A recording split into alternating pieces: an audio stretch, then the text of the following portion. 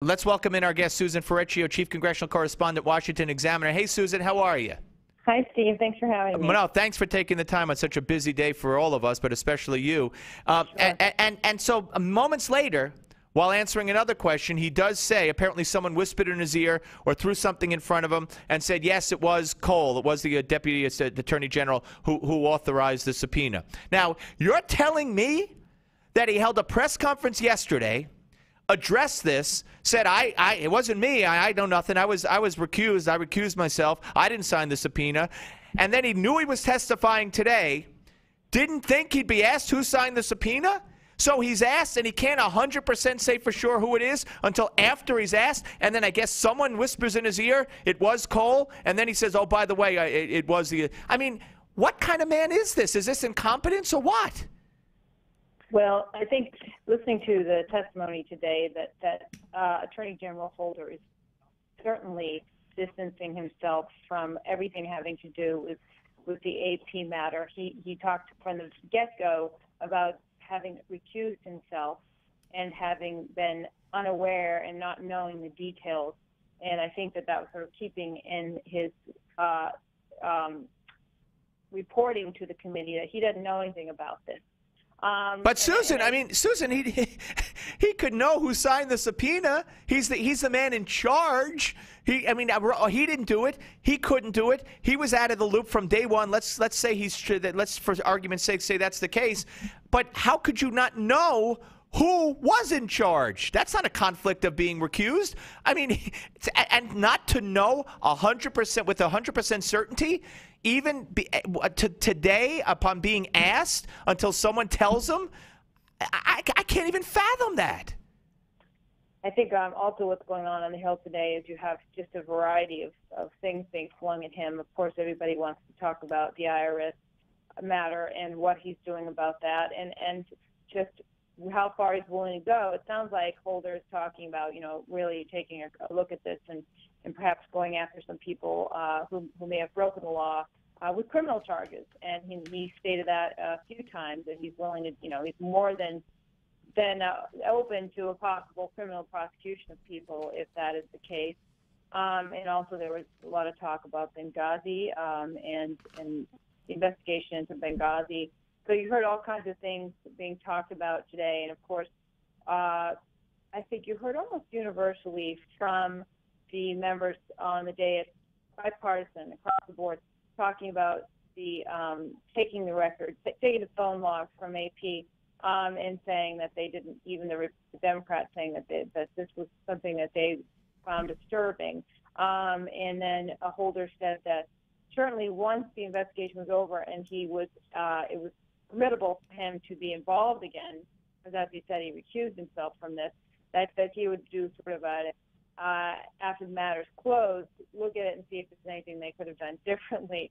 So you definitely hear this sort of backtracking. I think one of the most interesting things happening today, aside from Holder's I don't know line and he's giving in Congress, is that now you have the day after this happened, the White House asking Democrats to reintroduce the federal shield law. Yeah, they're asking Schumer, apparently. The president has asked Schumer to introduce this press shield law, which would not have stopped the justice. And I mean, correct me if I'm wrong, and I didn't mean to interrupt you, but this would not have stopped the Justice Department from doing what they did. In fact, it would give further protection to reporters, but it wouldn't prohibit the Justice Department from getting a subpoena and doing what they did, would it? Holder today talked about current law and that he thought that there are exceptions to current laws having to do with whether or not the government can do what it did with seeking the phone records, and that even though he wasn't involved in the case, that he believes that the deputy who is involved in the case is well aware of the laws and the exception, and that he has confidence that they follow the laws. Now, when it comes to national security, if they feel that there was a threat to the nation, there's always going to be exceptions. And I think the question is whether or not, in this case that came out this week, if those exceptions were met by the law or if this is just an overreach. It's just all this stuff coming at once.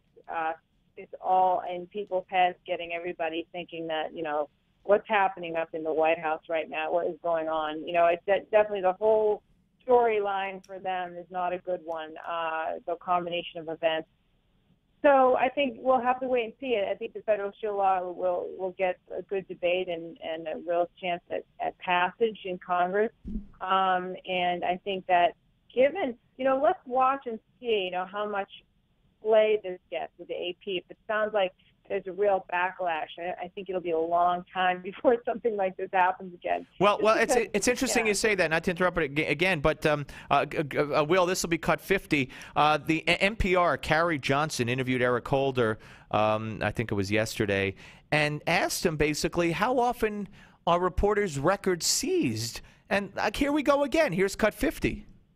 Seizing records from reporters is unusual, so unusual that I asked the Attorney General how often he'd done it over the years. I'm not sure how many of those cases that I have actually signed off on. I take them very seriously. I know that I have refused to sign a few, pushed a few back for modifications.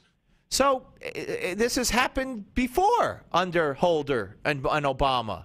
Yeah, I think that we need to look at this and figure out who on earth they are, whose records they're looking at. Could there have been so many national security issues that where there was leaks that he's talking about several. He didn't say there was one other time. He said there've been a lot. Some of them I didn't sign off on, but some I did. So we don't even know about those yet. Right. And what's the purpose here?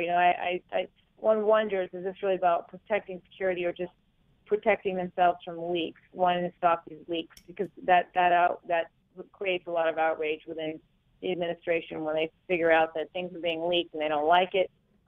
Is this about leaking or is this about national security? And those are the questions that really need to be asked if they are digging into what reporters are doing. It's alarming, and everyone should pay attention to this issue. It's very serious because it's important for reporters to feel confident they can do their jobs. And even above that, they can't do their jobs if the people they talk to don't feel like they can talk to them in confidence. I can't tell you often I talk to people who just want to talk to me on background and really don't want there to be a record that they spoke to me. And that helps reporters get background information, helps them get context. Sometimes it reveals tips on stories that they never would have gotten otherwise, and it leads to really much better monitoring of what the government is doing. And really that's what I've seen as the main role of reporters in Washington, is just to watch what government's doing. And this kind of sets a frightening precedent, saying, oh no, we're watching you watch. Yeah. And it sends out a chilling effect through the industry, but more importantly, all Washington is paying attention to this. It sends a chilling effect to the people that we talk to every day. And that's really critical because people we talk to help us, monitor things. Absolutely. I'm getting chills now just talking to you. No, I'm kidding. We're talking to Susan Ferrechio, Chief Congressional Correspondent, Washington Examiner, here on the Steve Malzberg Show. Okay, let's turn our attention to the IRS scandal here a little bit.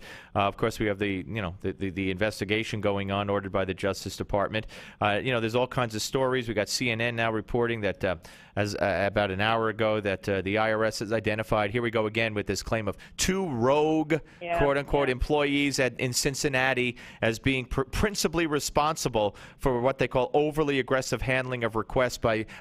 This just cannot be, as you pointed out in your piece in the Examiner the other day. This is since 2010. This cannot be two rogue employees in Cincinnati. And MSNBC started their 3 o'clock show talking, I had Rumsfeld on, and he was talking about how everybody blames Bush for everything, and they still do. Their first words out of their mouth was the guy who was in charge of the IRS at the time this started was a Bush appointee, as if that means anything.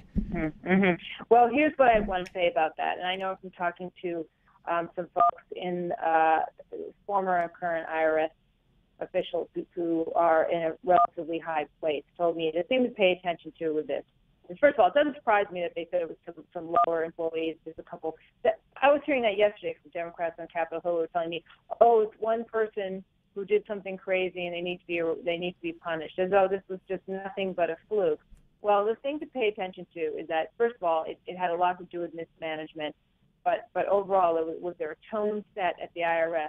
And second, more importantly, actually, is that when did they find out that this was going on, and what did they do about it? And that's where you're getting into the responsibility of folks who are not rogue lower employees, but it's a higher-end political employee. That's where you're looking at the politics here. Maybe it was a couple rogue employees who got this thing rolling, but then once it got out there and people knew in high places, when did they find out, and what did they do about it, and why? Why did they make that choice? And that's what I think needs to be ferreted out here. That's what people say. The real question is, and it sounds like, given all the lineup of hearings that will be on this issue specifically, I know Holder is here on the Hill today talking about a variety of things, including the IRS. But there will be IRS-specific hearings. That's when I think they're really going to be digging in, looking for emails, looking for insight on who knew and what did they do about it. And it may have started with just bad management, but then how they responded could be connected to politics. It's not clear at this point if that's the case. Right. We're talking about, according to a report I'm looking at now, 500 different cases or groups were targeted, and we're talking about Jewish groups and conservative groups and anti-government quote-unquote groups and groups that wanted to teach the Constitution, and all with the same political bent, while at the same time it's been shown, at least from the reports I've seen, that liberal groups, progressive groups quote-unquote, and the accusations that the IRS leaked some of these applications of conservative groups and a contribution made by Mitt Romney, et cetera, to liberal groups. Who was doing that? Oh, these two rogue employees did all of this? They must have been pretty darn busy. Right. This could be, at this point, the IRS naming these two employees. That could have been the genesis of maybe they're talking about that distribution unit or whatever they were talking about yesterday in their report in the Cincinnati office, where they set up what they call the BOLO, be on the lookout. And they use things like Tea Party and Patriot, right, and 912, and little tag words to alert them. Maybe that was the case, but if you look at the overall picture, it does seem like a really big controversy that would possibly draw more people in as we look at it. And it's all going to probably be ferreted out, a lot of it, in these hearings. But it just depends on also how able the committees are at getting this information from the IRS. I know there'll be subpoenas, but somebody told me and in the IRS that don't count on finding emails. And he said the reason is the IRS is well aware of the power of the email, because that's how they nab a lot of people. So they, above everyone else, are aware not to leave an email trail. But don't go looking for finding things in emails. What was this? They're not going to leave them. They're not going to record it in an email if they're doing it. So was this person saying that when the IRS breaks the law, they know how to cover their tracks? I think they were saying the IRS knows all the tricks. Yeah. Well, Susan, we'll save Benghazi for next week, although I certainly hope that the Congress, now with all this on their hands, doesn't lose sight of Benghazi, and that right. Lucky for Hillary right now. Yeah, absolutely. Absolutely. There's some skeptics out there who say that this was spilled, this whole IRS thing was spilled as a diversion because it was getting too hot for Obama and Hillary. So who the heck knows? Or she just has good karma. Who knows? Yeah. All right. Listen, Susan, thank you so much. Thank you. Bye-bye. Susan Ferrechio, ladies and gentlemen, Chief Congressional Correspondent, Washington Examiner.